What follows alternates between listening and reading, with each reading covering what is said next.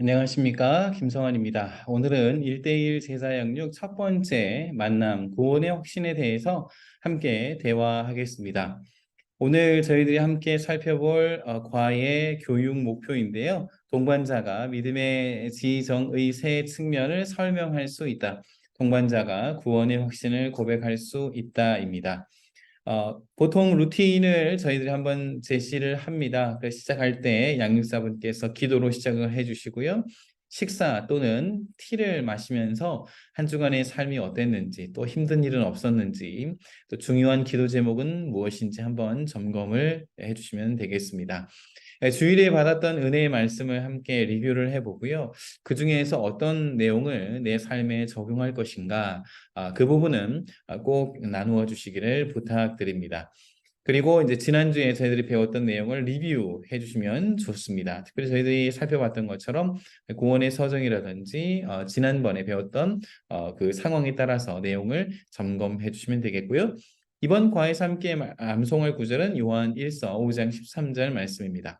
내가 하나님의 아들의 이름을 믿는 너희에게 이것을 쓰는 것은 너희로 하여금 너희에게 영생이 있음을 알게 하려 함이라. 저희가 이제 본문으로 들어가 보도록 하겠습니다. 동반자 교재에도 50페이지에 보면 이 과의 목표가 기록이 되어 있습니다. 구원의 확신이 있는지 점검한다. 믿음을 지정의 세 측면에서 살펴봄으로써 구원의 확신을 견고히 한다. 그리고 이제 구원의 확신의 고백을 하도록 하는 것이 목표입니다.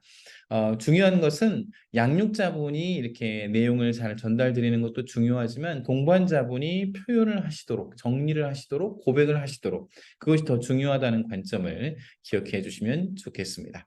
52페이지에는요, 여러 질문들이 있습니다. 이 질문을 이렇게 묻고 대답하실 때 기억할 부분은 과연 이 동반자분이 중생했는가라고 하는 질문은 굉장히 중요합니다.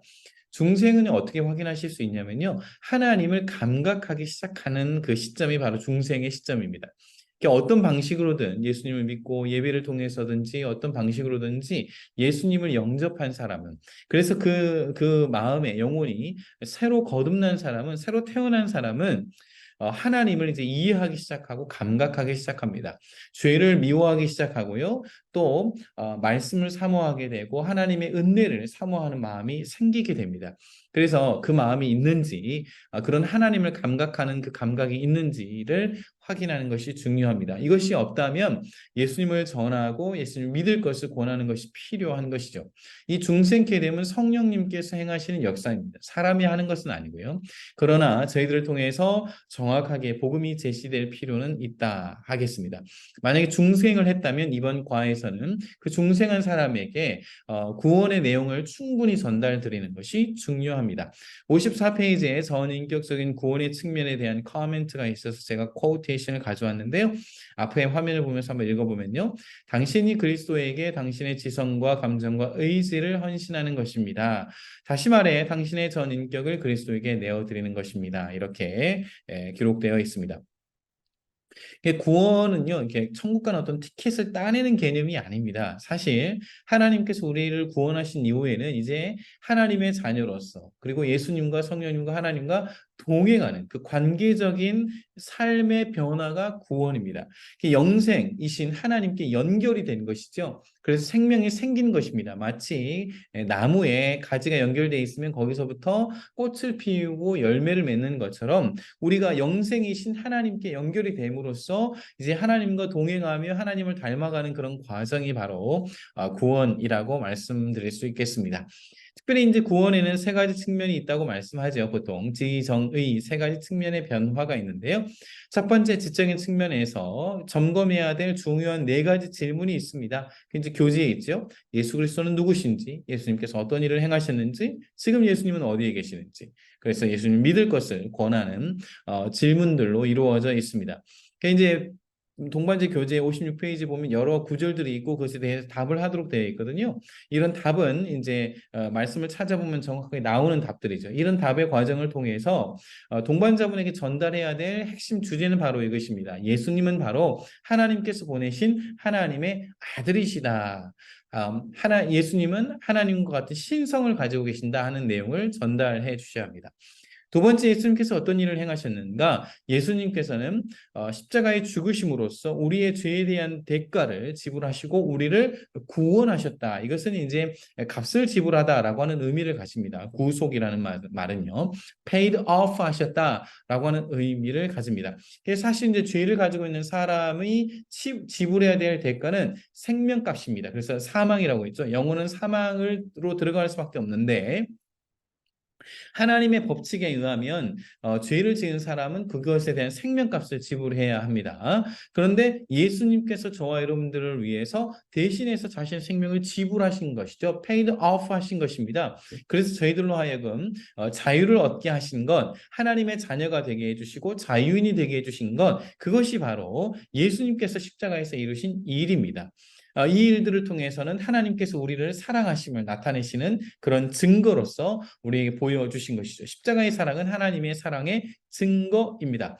자, 이 같은 일을 예수님께서 하셨고요. 지금 예수님께서는 십자가에 죽으셨다가 부활하셨고 승천하신 이후에는 하나님 우편에서 앉아 계셔서 저희들을 위해서 기도하고 계시며 거기서 하나님 우편에 앉아 계시다는 말은 하나님과 통치하고 계신다는 것을 의미합니다. 자, 이와 같은 예수님의 사역을 예수님의 이름을 믿을 것을 이제 촉구하는 것이 바로 이번 장에서 다룰 내용입니다.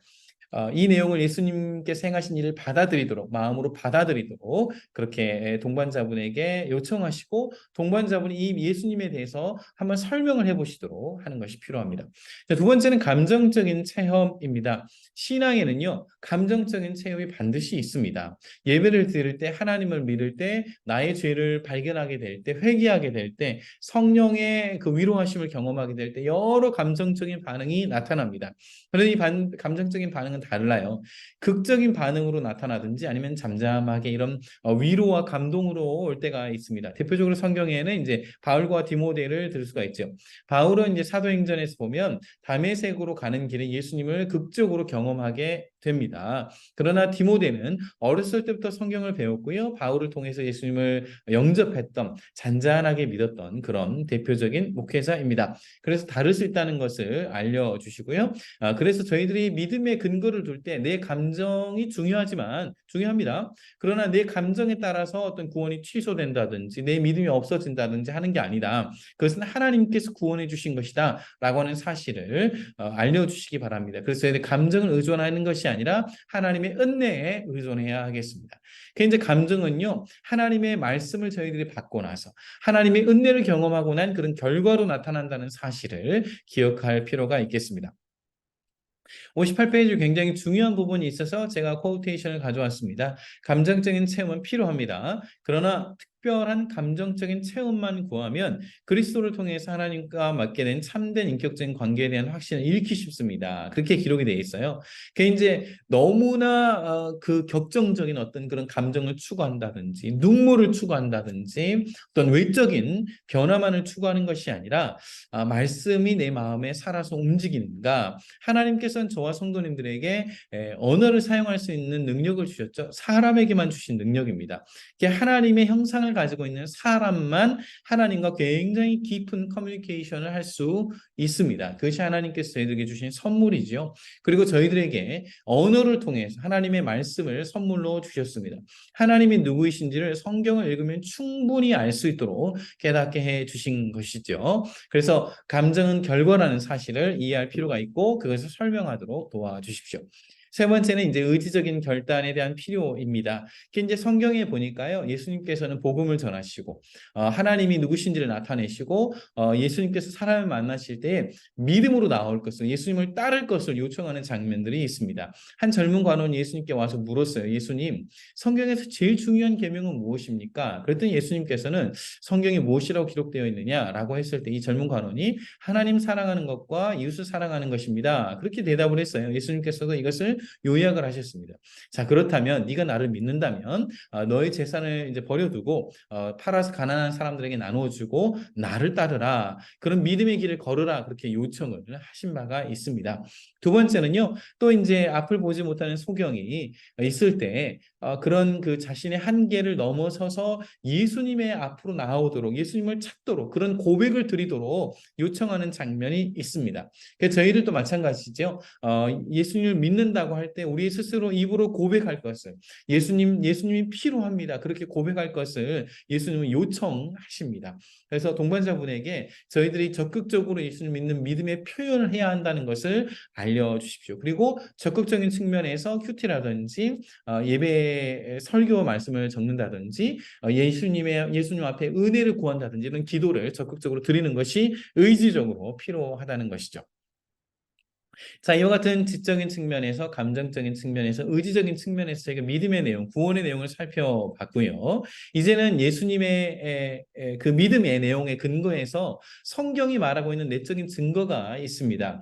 바로 저희들이 구원받았다는 사실을 성경이 증거를 하고 있죠. 저희들이 요한일서 5장 3절 말씀을 외웠지 않습니까? 예수님의 이름을 받아들인다면, 그 예수님의 이름을 붙드는 자에게는 하나님께서 영원한 생명이 있다, 구원이 받았다, 그렇게 말씀하신 바가 있습니다. 그래서 내 감정을 믿는 것이 아니라 오히려 예수님 말씀을 붙드는 것이 우리에게 중요한 것이죠. 그리고 이제 예수님 그 믿음의 고백을 드리고 난 다음에는 죄를 싫어하게 되고 예수님을 따르고자 하는 마음이 생겨나게 되는데, 그런 마음이 있다면 그 마음은 바로 성령님께서 주신 마음입니다. 중생케 하신 역사고 이제 성령님께서 주신 마음이라는 사실을 깨닫게 해주시고 우리 마음 안에 거하시는 성령님을 따라갈 것을 요청하시면 되겠습니다. 점점 저희가 죄를 미워하게 되고 분노를 절제하게 되고 오히려 하나님께서 기뻐하시는 일들을 하게 되는 그런 삶의 변화가 바로 우리가 구원받은 증거라는 사실을 기억해야 하겠습니다. 끝으로는 성도님들께서 어떻게 예수님을 믿게 되는지를 준비하시면 좋겠어요.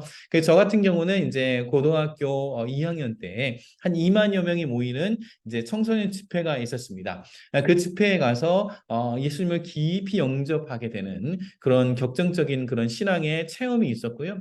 그것보다도 2년 전부터 저는 한 신학생을 통해서 1대1로 제자 훈련을 하면서 예수님이 누구이신지, 하나님이 누구이신지, 성령님이 누구이신지에 대해서 충분히 배우게 되었습니다. 그래서 저는 두 가지가 다 있습니다. 천천히 이렇게 예수님을 알아가게 되는 잠잠히 깨달았던 예수님과 보냈던 그 시간이 있고요. 동시에 그 큰 집회 가운데 하나님을 경험했던 그런 기억이 있습니다. 그 자리에서 제가 목회자가 되겠다고 헌신을 했고 이 길을 걸어오고 있습니다. 성도님들도 예수님을 믿었던 그런 경험이 있으실 거예요. 그래서 그 경험을 잘 요약해 주셔서 한 10분 정도 안에 내가 어떻게 예수님을 만나게 되었는지, 어떻게 예수님을 따르게 되었는지를 설명해 주시는 것, 개인적인 간증을 나누어 주시는 것이 좋겠습니다. 마지막으로 동반자분도 이런 믿음의 길 가운데 함께 걸어갈 것을 용청하시고요. 네, 제가 믿겠습니다 라고 하는 그런 고백이 있다면 함께 손을 붙들고 기도해 주시면 좋겠습니다. 자, 그 다음에는 맨 마지막에는 이제 다음 주에 나눌 과제를 점검하고 마치시면 되겠고요. 저희 양육자 반에서도 혹시 과제를 그 티칭을 준비하시는 과정에서 궁금하신 부분이 있으면 언제든지 이 이메일로 연락을 주시면 안내해 드리도록 하겠습니다. 다음 주 과제입니다. 저희들이 세 번째 만남이고 이제 사실 뭐 두 번째 이렇게 그 2주차 내용을 저희도 점검하게 되는데요. 다음 주 내용을 위해서 역대상 29장 11절 말씀을, 그리고 요한복음 1장부터 7장까지의 말씀을 두 번째 만남을 예습해 주시길 바라고요. 생명의 삶으로 꾸준히 큐티해 주시기를 바랍니다. 제가 알기로는 이번 주에 이제 서점에서 큐티책이 준비되는 것으로 알고 있습니다. 여러분 기억해 주시고요. 설교 요약을 꾸준히 해주시고 동반자 교재를 꼭 예습해서 준비해서 오시기를 바랍니다. 기타 궁금하신 부분이 있다면 언제든지 저에게 알려주십시오. 감사합니다. 저는 다음 주에 현장에서 뵙도록 하겠습니다. 고맙습니다.